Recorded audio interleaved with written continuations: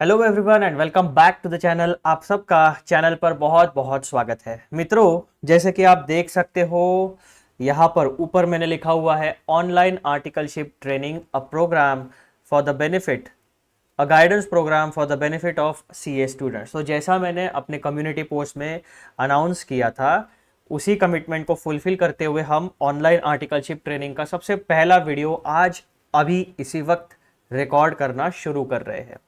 मित्रों, सबसे पहला काम, channel Shrinidhi Borikar CA intermediate, इसको आपको यूट्यूब पे सर्च करना है, सब्सक्राइब करना है, सारे बेल नोटिफिकेशंस को ऑन करना है, वीडियोस को पूरा देखना है, वीडियोस को लाइक करना है और शेयर करना है अपने सीए इंटरमीडिएट के दोस्तों के साथ। अब सबसे पहला सवाल और उसका जवाब। सवाल ऐसा है मित्रों कि सीए इंटरमीडिएट के चैनल के ऊपर ऑनलाइन आर्टिकलशिप ट्रेनिंग वाला वीडियो क्यों आएगा? तो नया हमारा जो यानी institute of chartered accountants of India की जो new scheme of education and training है, उस हिसाब से 3 एग्जाम्स है, foundation, intermediate and final. Foundation and intermediate pass होने के बाद आपकी 2 साल की आर्टिकलशिप शुरू होने वाली है, यानी सीए फाउंडेशन और सीए इंटरमीडिएट, इन सब का थियोरेटिकल नॉलेज बेस गेन करने के बाद सीए इंटरमीडिएट के दोनों ग्रुप पास होने के बाद जब आप एलिजिबल हो जाओगे, उसके बाद आप 2 साल की आपकी इंटर्नशिप यानी आर्टिकलशिप शुरू कर सकते हो।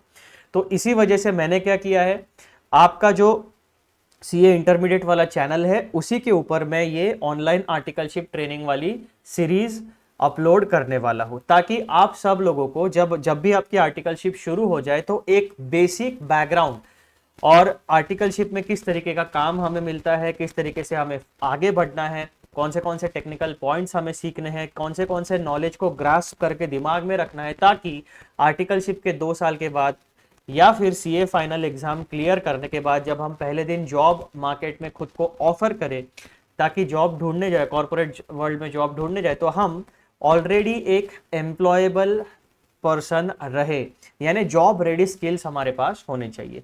So this is the basic purpose of creating this video series.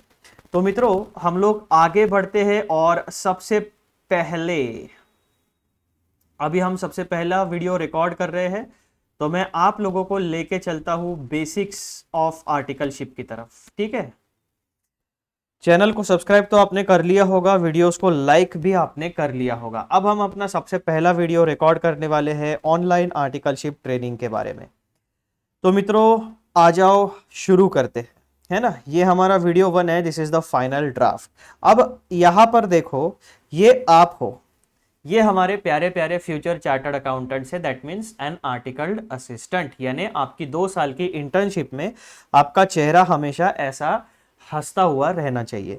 अब यहां पर देखो, common resources available for every CA students, यानी हर एक सीए स्टूडेंट एक कुछ कॉमन रिसोर्सेस के साथ मैदान में उतरने वाला है।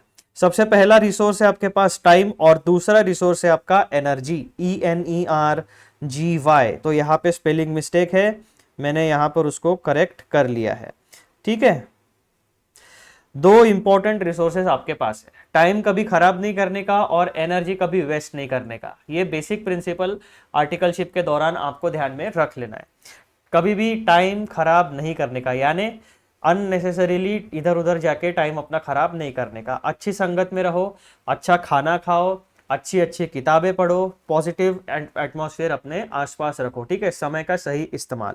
और दूसरा पॉइंट मित्रों मैं आपको बताना चाहता हूँ, आपकी एनर्जी, कभी भी निगेटिविटी की तरफ नहीं जाना है, हमेशा सकारात्मक सोच रखनी है, पॉजिटिव सोच रखनी है। जो भी सिचुएशन में आप हो वहां से और अच्छा कैसे हो सके, इसके बारे में सॉल्यूशन फाइंड आउट करना है। तो बेसिकली आपका जो टाइम एंड एनर्जी है उसको यूज करके आपको एक सॉल्यूशन ओरिएंटेड पर्सन यानी आर्टिकल असिस्टेंट बनना है। उसके बाद टाइम जो है मित्रों वो होता है आपका कांस्टेंट, दैट इज हर एक स्टूडेंट के पास 24 आवर्स होने वाले हैं।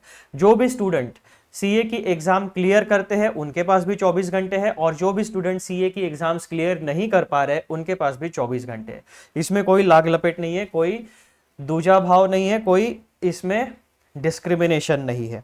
और उसके बाद energy, this depends on individual, किसी के पास बहुत एनर्जी होती है, कोई कोई जल्दी थक जाते हैं। तो आपको क्या करना है, अपनी लाइफ भी जीना है, पैरेलल लाइन होती है, ठीक है, दो पैरेलल लाइन से आपके सामने, ये आपकी लाइफ, ये आपका चार्टर्ड अकाउंटेंसी, दोनों हमेशा इंटरसेक्ट होते रहेंगे, लेकिन दोनों पैरेलल लाइंस को आपको एंजॉय करना है, ठीक है। तो ये मित्रों हो गए आपकी बेसिक तैयारी। कभी भी आपको याद रखना है, as an article assistant, as a chartered accountant student, आपके पास टाइम एंड एनर्जी, दो सबसे इंपॉर्टेंट वैल्यूएबल रिसोर्सेस होने वाले हैं। इन दो रिसोर्सेस को अभी आप यूटिलाइज करोगे और आने वाले फ्यूचर को आप ट्रांसफॉर्म करोगे into a chartered accountancy certificate, यानी CA foundation, CA intermediate, CA final. इसी के साथ साथ जितना भी आपका ओरिएंटेशन प्रोग्राम है, जितने भी आपके आईटीटी प्रोग्राम है, जितने भी आपके जीएमसीएस प्रोग्राम्स हैं, उन सारे को आप कंप्लीट करोगे and at the end of your chartered accountancy journey आपके पास एक सर्टिफिकेट आएगा। वो सर्टिफिकेट कहेगा कि आपने तीनों एग्जाम सीए के पास की है and now you are a qualified chartered accountant, ठीक है।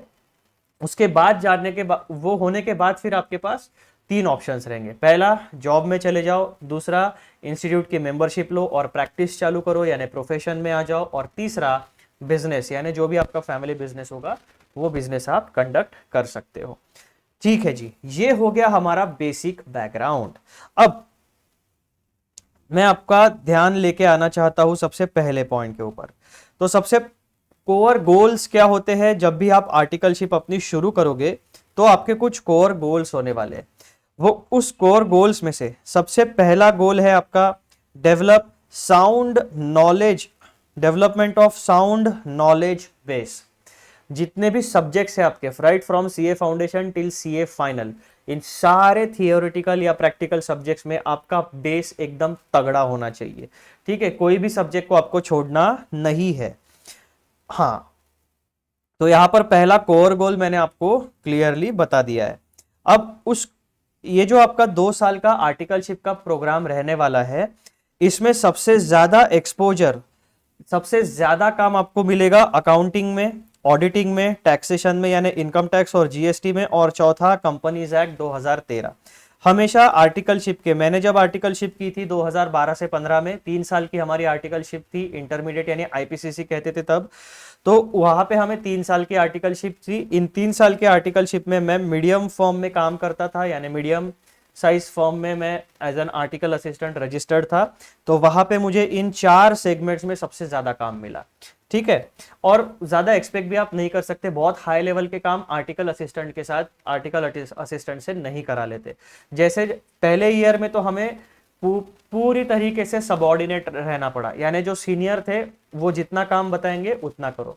फिर सेकंड ईयर में क्या हुआ, जैसे जैसे साइकिल आगे बढ़ी तो एक फाइनेंशियल ईयर की साइकिल मेरी कंप्लीट हुई, यानी क्या, 31 मार्च के बाद ऑडिट का काम शुरू होगा, फिर अकाउंटिंग का काम शुरू होता है ना। अकाउंटिंग का काम तो कंटिन्यू शुरू रहता है, तो अकाउंटिंग आपको साल भर काम करने को मिल जाएगा। टैली में अकाउंट्स बना के दो, या फिर एक्सेल शीट में पीएनएल बैलेंस शीट बना दो, लेजर अकाउंट्स आ गए उस पर से अकाउंटिंग करके दे दो, है ना। ये काम आपको साल भर आते रहेगा। फिर फाइनेंशियल ईयर साइकिल आगे जैसे बढ़ता है, फिर आपका आता है इनकम टैक्स रिटर्न्स का समय। तो वहां पे आपको कंप्यूटेशन ऑफ इनकम, डिडक्शंस कैसे कैलकुलेट किए जाते हैं, रेंटल इनकम कैसे कैलकुलेट, तो पांचों हेड्स का आपका एक्सपोजर मिलेगा। यानी पूरा का पूरा कंप्यूटेशन ऑफ इनकम वाला जो कॉन्सेप्ट है आपका अंडर इनकम टैक्स एक्ट, वो आपका कवर हो जाएगा। फिर आप आईटीआर फाइल करोगे अलग अलग, आईटीआर 1 से लेकर आईटीआर 7 तक, डिपेंडिंग ऑन द एंटिटी। उसके बाद क्या होगा, टैक्स ऑडिट्स का सीजन आएगा। टैक्स ऑडिट्स के सीजन के साथ साथ ही जीएसटी ऑडिट्स का सीजन भी आता है ना। तो इनकम टैक्स और जीएसटी यानी डायरेक्ट टैक्सेस और इनडायरेक्ट टैक्सेस के रिटर्न्स, उसके रेगुलर कंप्लायंसेस, ये सारी चीजें आपका एक सीजन रहेगा दिसंबर तक का, टैक्स ऑडिट्स का सीजन, ठीक है। मैक्सिमम सितंबर, अक्टूबर, नवंबर, दिसंबर मैंने ज्यादा बता दिया, सितंबर तक का आपका सीजन हो सकता है, या फिर अगर डेट एक्सटेंड होती है तो आगे भी बढ़ेगी।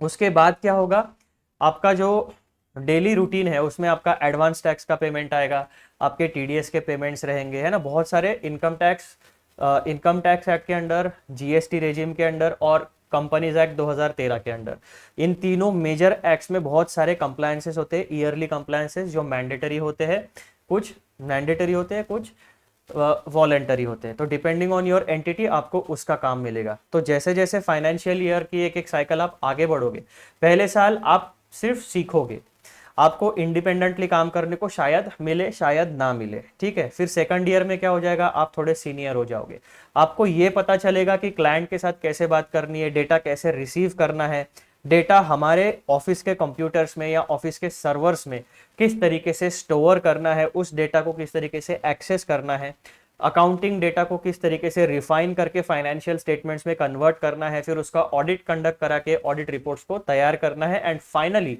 इनकम टैक्स के पोर्टल के ऊपर या एमसीए के पोर्टल के ऊपर या जीएसटी पोर्टल्स के ऊपर उसे अपलोड कैसे करना है। अपलोड करने के बाद जो verified e verified audit reports होती है उन्हें डाउनलोड करके फिर से हमारे प्रिंसिपल यानी चार्टर्ड अकाउंटेंट को किस तरीके से शो करना है।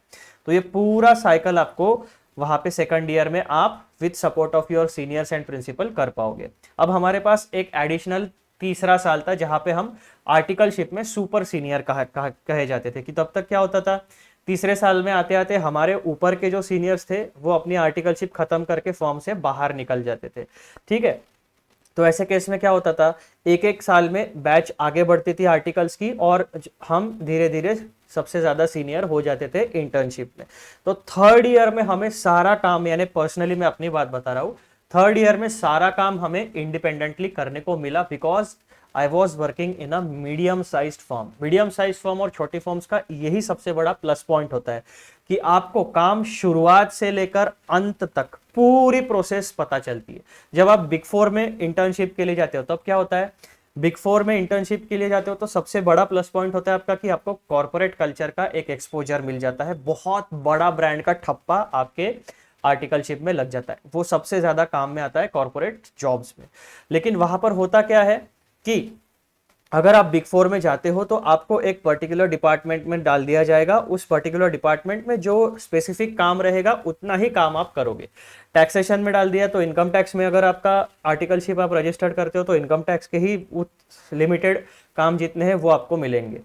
उसी तरीके से जीएसटी रेजिम, जीएसटी का काम डिपार्टमेंट में अगर आपको बिग फोर में डाला जाता है तो आप स्पेसिफिकली वहीं पे काम करोगे, है ना। तो बहुत बड़ी फॉर्म जो होती है ना वहां पे हम एक प्रोसेस का छोटा सा हिस्सा होते हैं, लेकिन small and medium size form का एक एडेड एडवांटेज क्या होता है, हमें पूरे काम का एक्सपोजर मिलता है, हमें डेटा का रियल टाइम एक्सेस मिलता है, क्लाइंट से बात करने को मिलती है, and at the end of the last year of articleship हमें पूरा का पूरा एज अ प्रोफेशनल कंडक्ट करने का मौका मिलता है। लेकिन बिग फोर में ये थोड़े से ड्रॉबैक्स होते हैं। लेकिन जो small and medium size forms होती है वहां पे आपका कम्युनिकेशन स्किल, आपका कॉर्पोरेट कल्चर उतना ग्रूमिंग नहीं होगा, जो कि बिग फोर में आपको एकदम अल्टीमेट ग्रूमिंग हो जाता है, क्योंकि वहां पे एक अलग ही लेवल का एटमॉस्फेयर होता है। तो small firms, medium firms and big force, बहुत बड़ी फर्म्स, इनके अपने एडवांटेजेस है, अपने डिसएडवांटेजेस है। तो जो कम्युनिकेशन की स्किल्स थी हमारे लिए, क्या स्मॉल एंड मीडियम फर्म वाले आर्टिकल्स के लिए क्या ड्रॉबैक था कि हमें इंग्लिश में किस तरीके से बात करनी है या अप्रोच कैसे रखना है कॉर्पोरेट वर्ल्ड के लिए, कॉर्पोरेट कल्चर के लिए, ये सीखने में हमें टाइम लगा, हमें इसके लिए एक्स्ट्रा एफर्ट लगाने पड़े। लेकिन जो काम था वो हमें इजीली अवेलेबल था, हमारे लिए इजीली अवेलेबल था, तो हम काम में एकदम अच्छे हो गए, ठीक है। सिमिलरली जो मेरे जो साथी थे जो बिग फोर में काम करते थे वो एकदम पॉलिश्ड थे, वो हमसे बहुत ज़्यादा मैच्योर्ड लगते थे, क्योंकि उन्हें पता था कि कॉर्पोरेट वर्ल्ड में किस तरीके से काम होता है, किस तरीके से कम्युनिकेशन होता है। ऑडिट वर्किंग पेपर सबसे बेस्ट तरीके से बिग फोर्स में बनते हैं, छोटी फॉर्म्स में उतने ज़्यादा तगड़े तरीके से ऑडिट वर्किंग पेपर्स नहीं तैयार होते। तो अपने अपने एडवांटेजेस है, डिसएडवांटेजेस है। आपको अपनी सिचुएशन को आइडेंटिफाई करके जो कमियां आपकी आर्टिकलशिप में है उसे एक्स्ट्रा तरीके से फुलफिल करना पड़ेगा, वो जिम्मेदारी आपकी है। कोई भी आपको बिठा के, आप ये एक्सपेक्टेशन के साथ मत जाना कि कोई भी प्रिंसिपल या कोई भी चार्टर्ड अकाउंटेंट आपको बिठाएगा और वो आपको ही ट्रेन करने के लिए वहां पे बैठा है, बिल्कुल नहीं। वो आपसे फ्री में काम करा लेने के लिए वहां पे बैठा है। जो भी 4-5 हजार 3,000 जो भी आपका स्टाइपेंड होगा वो आपको दे देगा और आपसे पूरा काम करा लेगा। तो आपको बिल्कुल जीरो एक्सपेक्टेशन के साथ आर्टिकलशिप की शुरुआत करनी है, खुद आपको सीखना पड़ेगा। सेल्फ लर्निंग ही बेस्ट तरीका है आर्टिकलशिप में सरवाइव करने का, इसके अलावा और कोई आपका रास्ता नहीं है। तो in my personal opinion, accounting, auditing, taxation and companies act 2013, in 4 segments में आपको सबसे ज्यादा एक्सपोजर मिलेगा डिपेंडिंग ऑन किस तरीके की चार्टर्ड अकाउंटेंसी फर्म में आप आर्टिकलशिप के लिए रजिस्टर करते हो। हमारे पास 3 साल थे आर्टिकलशिप के, तो हमारा एक स्ट्रीमलाइन तरीके से काम होता था। लेकिन अभी नए स्कीम ऑफ एजुकेशन में क्या है, 2 साल की आर्टिकलशिप है, तो आपको वो सारा का सारा लर्निंग जो है वो 2 साल के अंदर कंप्लीट करके जॉब रेडी बन जाना है सीए फाइनल में आने के बाद। तो ये एक बेसिक चीज मैंने आपको बता दी। नॉलेज बेस आपका ये रहेगा मेजरली। इसके अलावा अगर आपको कुछ काम मिलता है तो वेल एंड गुड, हमेशा यूनिक काम ढूंढते रहो और इनिशिएटिव लेना है सीखने का। तो सबसे पहला जो कोर गोल है हमारा वो है development of sound knowledge base. Without knowledge industry में आपकी कोई कीमत नहीं रहेगी। जब भी आप अपना पहला जॉब लेने के लिए जाओगे तो जो भी एचआर रहेगा वो इंडस्ट्री में एक सीनियर लेवल पे पहुंचा हुआ आदमी या औरत रहेगी, डिपेंडिंग मेल या फीमेल जो भी आपका एचआर रहेगा। और वो एचआर पैनल में हो सकता है कि कोई चार्टर्ड अकाउंटेंट हो या कोई उस फाइनेंस फील्ड का हो जो आपका इंटरव्यू कंडक्ट करेगा। तो कभी भी ये समझ के मत जाना कि एचआर वाले को क्या समझता है, भैया उसको सब कुछ समझता है। उसको बहुत आपके जैसे बहुत देख लिए उसने अभी तक, है ना, क्योंकि उसको इंडस्ट्री का 5 साल 6 साल का 10 साल का एक्सपीरियंस होता है। वो एचआर के जो लोग होते हैं उनको देखते बराबर समझ में आ जाता है कौन सा कैंडिडेट जेन्युइन है, कौन सा कैंडिडेट कैजुअल है।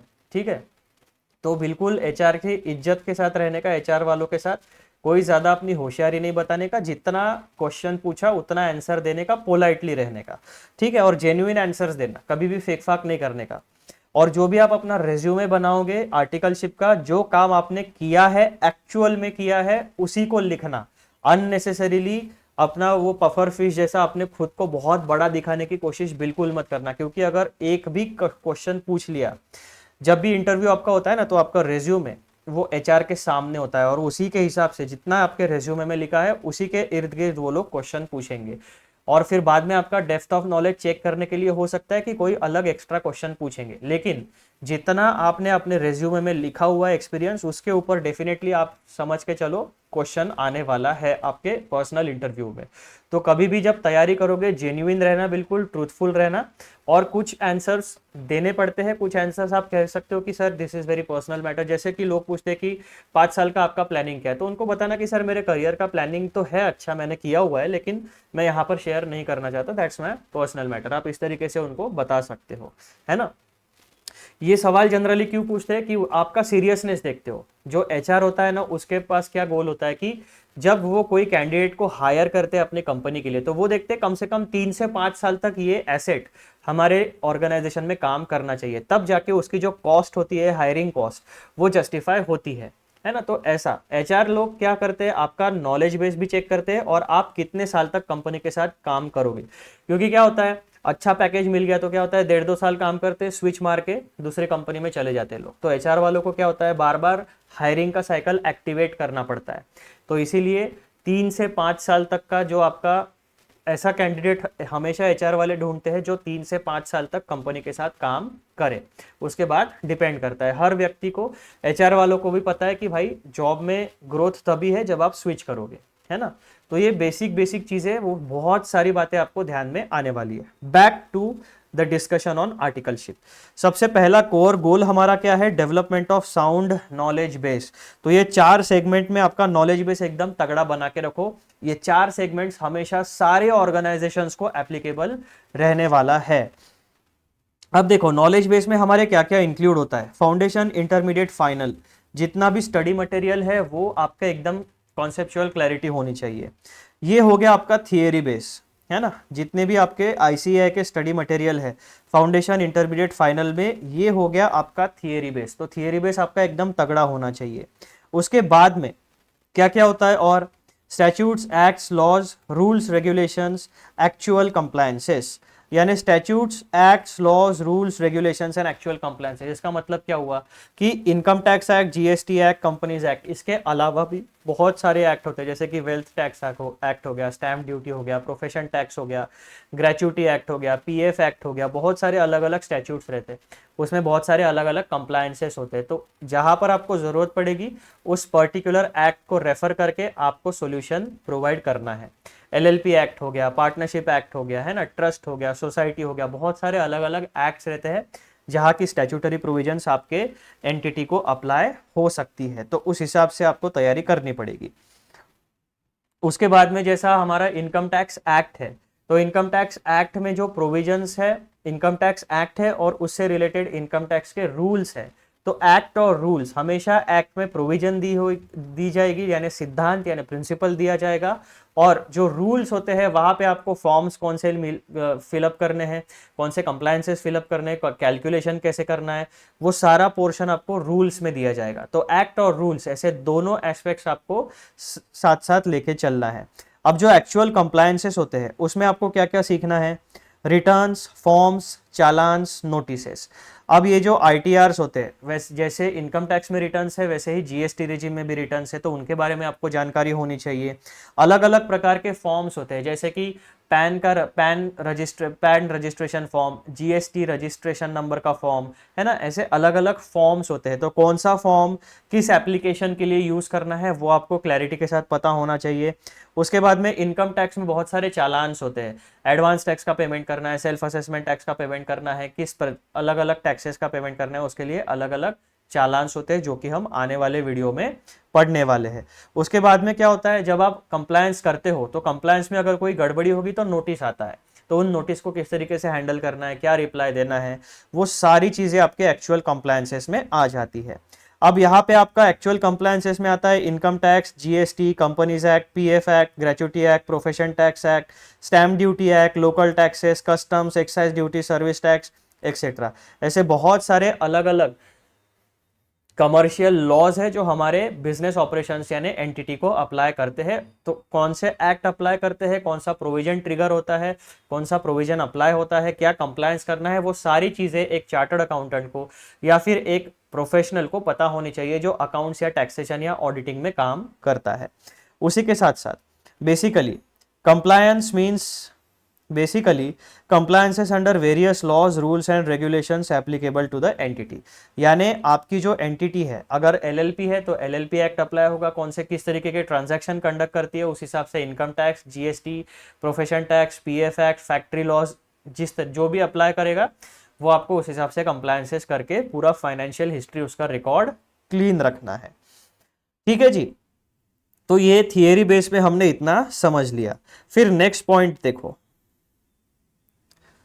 Knowledge of relevant websites oblique portals of ICAI and government. बहुत सारी इंपॉर्टेंट वेबसाइट्स है, जैसे हमारे इंस्टीट्यूट की जो वेबसाइट है ICAI.org, वो स्टूडेंट्स एंड प्रोफेशनल्स दोनों के काम की है।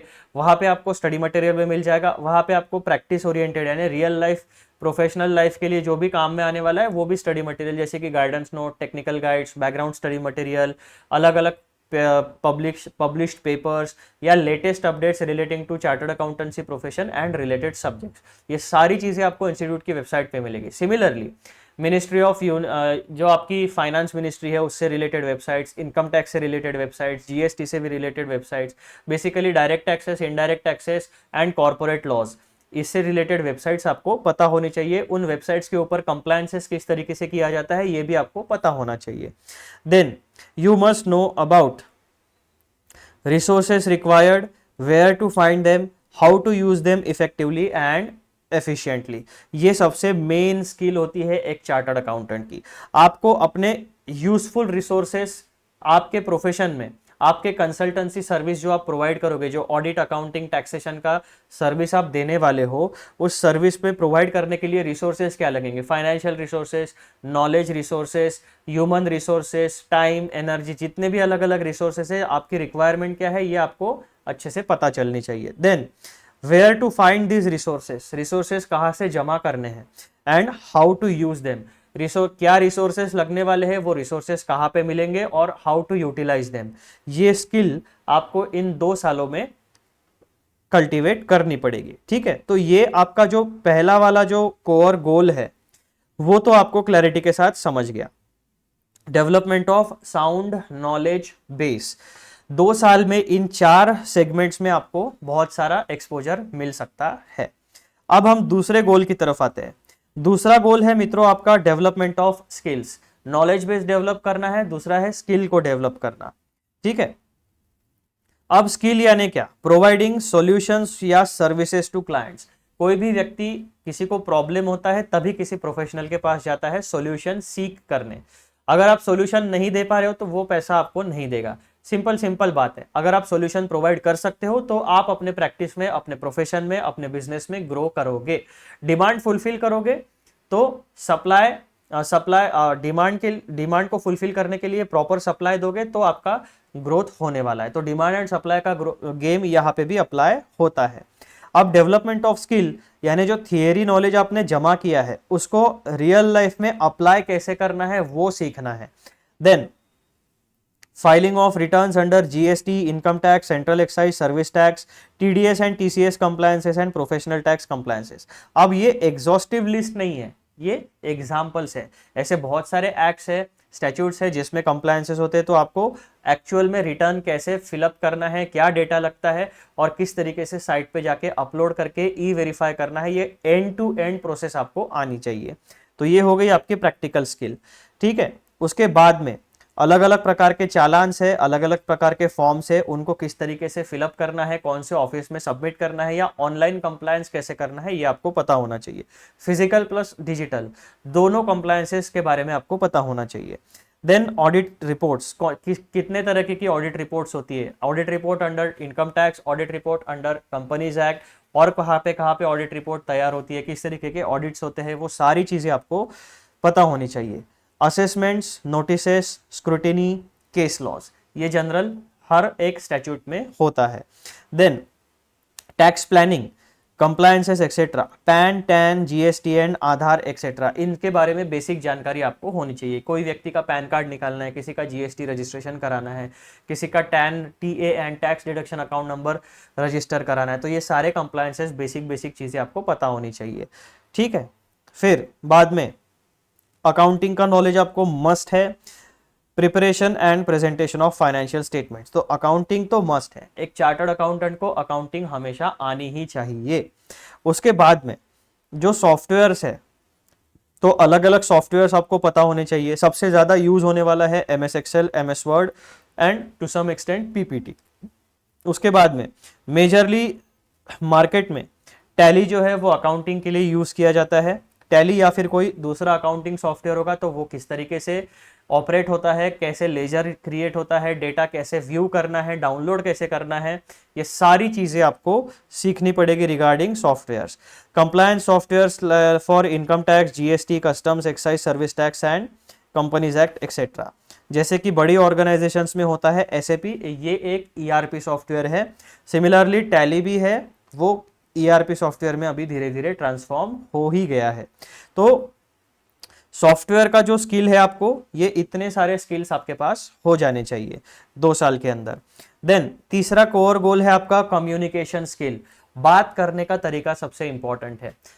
ऐसा जरूरी नहीं है कि आपको हर बार इंग्लिश में ही बात करनी है, हो सकता है हिंदी में बात करनी पड़े, हो सकता है मराठी में बात करनी पड़े, हो सकता है इंग्लिश में बात करनी पड़े, लेकिन जब भी आप बात करोगे तो एकदम क्लैरिटी के साथ बात करना है और डरना नहीं है। बात करते वक्त ग्रामेटिकल, अगर इंग्लिश में बात कर रहे हो तो ग्रामेटिकल एरर होते हैं।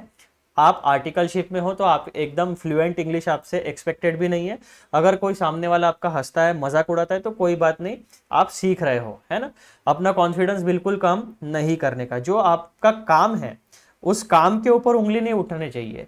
आपकी बातें, इंग्लिश आपको टूटी फूटी आती है या फिर आपका ग्रामेटिकल एरर होता है, चलेगा, लेकिन जो आपका काम है वो एकदम नीट एंड क्लीन होना चाहिए, तब आपको इंडस्ट्री में कोई प्रॉब्लम नहीं होगा। कम्युनिकेशन में आपका वर्बल कम्युनिकेशन, जैसे हम लोग अभी वर्बली बात कर रहे हैं, शब्दों का इस्तेमाल, और दूसरा होता है रिटर्न कम्युनिकेशन, यानी ऑडिट रिपोर्ट बनाओगे, ईमेल्स को ड्राफ्ट करोगे, मैसेज को ड्राफ्ट करोगे, ये सारी बातें। तो verbal communication and return communication दोनों के ऊपर आपको तगड़ी मेहनत करनी पड़ेगी। फिर नंबर 4 पे कोर गोल आपका आता है develop and expand network among influential people. जो इन्फ्लुएंशियल पीपल है प्राइवेट सेक्टर और गवर्नमेंट सेक्टर के, उनके साथ अपनी अभी से अपने प्रोफेशनल रिलेशनशिप या पर्सनल रिलेशनशिप यानी दोस्ती यारी मेंटेन करना शुरू करो, क्योंकि आगे चल के आपके पास 3 ऑप्शन रहेंगे, कॉर्पोरेट सेक्टर में जॉब, गवर्नमेंट सेक्टर में जॉब, या फिर आप प्रोफेशन में आओगे, प्रैक्टिस करोगे, या फिर आप कोई अपना फैमिली का बिजनेस संभालोगे। तीनों केसेस में आपका जब तक नेटवर्किंग अच्छा नहीं है तब तक आपको फाइनेंशियल ग्रोथ नहीं मिलेगी। कॉर्पोरेट सेक्टर में भी जाना है तो अगर आपके कोई पहचान का एम्प्लॉय अगर आपको रेफर करता है तो आपका हायरिंग प्रोसेस एकदम स्मूथ हो जाएगा। ठीक है, तो ये सारी चीजें बेसिक बेसिक होती है, ये ध्यान में रखना है आपको। उसके बाद चौथा गोल क्या है हमारा, हाँ ये जो डेवलप वाला था ये हमने पढ़ लिया, develop and expand network among influential people that is private. क्योंकि जो आपको काम मिलने वाला है वो नेटवर्किंग से ही मिलने वाला है, पहचान से ही काम मिलता है। एकदम जो जहाँ पे हम हमारी पहचान नहीं है उस दुकान में जाने से हम थोड़ा बहुत झिझकते हैं। तो ये बेसिक चीजें आपको ध्यान में रखनी है। पांचवा, इंडस्ट्री एक्सपोजर, किसी भी काम के लिए नहीं बोलने का नहीं। मैं करता हूं यही बोलने का, चाहे वो क्लरिकल काम हो, चाहे वो फाइलिंग का काम हो, या फिर एकदम बेसिक काम हो, किसी भी काम को करने में नहीं बोलने का नहीं। इन 2 सालों में हर एक काम कर लेने का, right from office work to proper cream work जो होता है, जो एकदम एक्चुअल कंप्लायंसेस या इनकम टैक्स या जीएसटी का काम होता है, वो from and zero basics to एकदम एक्सपर्ट लेवल, इन 2 साल में जितना एक्सपोजर आपको मिलता है वो पूरा का पूरा गेन करो और खुद को निखारो। ठीक है, खुद को पॉलिश करो।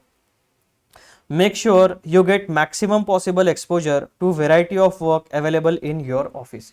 आर्टिकलशिप करते करते आपको सीए फाइनल की पढ़ाई भी करनी है, तो पढ़ाई और काम दोनों साथ साथ होने चाहिए। ठीक है, this will help you find your area of interest in professional life. ये जो इंडस्ट्री एक्सपोजर है ना, इससे आपको एक और मदद मिलेगी कि आपका इंटरेस्ट किस एरिया में, अकाउंटिंग में है, ऑडिटिंग में है, टैक्सेशन में है, या किसी और चीज में आपका इंटरेस्ट है। ये सारी बातें आपको इंडस्ट्री एक्सपोजर से पता चलेगी। जो काम करने में आपको मजा आएगा ना, उसी में आप अपना करियर बाद में आगे चलकर बिल्ड करोगे। फिर करियर ऑप्शंस तो मैंने आपको बता दिए हैं, आइदर जॉब, प्रैक्टिस, फ्रीलांसिंग या बिजनेस। 4 तरीके के ऑप्शंस आपके पास होंगे। इन 2-2.5 सालों में, 3 सालों में प्रिपरेशन करते वक्त आप लोग इन सारी चीजों के बारे में ध्यान से सोचना और उस हिसाब से अपने करियर को शेप अप करना। फिर नंबर 7, एक्सपोजर ड्यूरिंग आर्टिकलशिप। तो 4 एरिया में मिलेगा आपको, accounting, taxation, corporate laws and auditing. ये मैंने आपको पहले ही बता दिया था। ठीक है, तो मित्रों ये है हमारा पहला वीडियो। आर्टिकलशिप में जितने 2 साल की जर्नी है आपकी, वो मैंने कॉम्प्रेस करके आपको यहाँ पे बताने की कोशिश की है। अब देखो, जैसे इनकम टैक्स की हम बात कर रहे थे, तो इनकम टैक्स में क्या होता है, इनकम टैक्स के एक्ट यानी प्रोविजंस, रूल्स यानी कैलकुलेशन किस तरीके से होता है, रेट ऑफ टैक्स क्या है, कौन से फॉर्म फिलअप करना है, ये सारी जानकारी। फिर यहाँ पे टीडीएस टीसीएस होता है, टैक्स कैलेंडर होता है, इनकम टैक्स रिटर्न्स होते हैं, इनकम टैक्स चालान्स होते हैं, इनकम टैक्स के अलग अलग फॉर्म्स होते हैं, एंड इनकम टैक्स ऑडिट होता है। तो इनकम टैक्स एक अपने आप में पूरा का पूरा एक वर्टिकल है, एक ह्यूज नॉलेज का स्ट्रीम है। Similarly GST and other corporate laws. उसके बाद में बहुत सारी वेबसाइट्स होती है जो हमें पता चलनी चाहिए, जो हम आने वाले वीडियोस में कवर करने वाले हैं। तो मित्रों ये 6-7 बातें जो है ये आपको अपने आर्टिकलशिप के दौरान हमेशा हमेशा के लिए याद रखनी है। इन 2 साल में एकदम तगड़े तरीके से मेहनत करिए और ये जो बेसिक चीजें, इसका स्क्रीनशॉट लेके रख लीजिए आप लोग।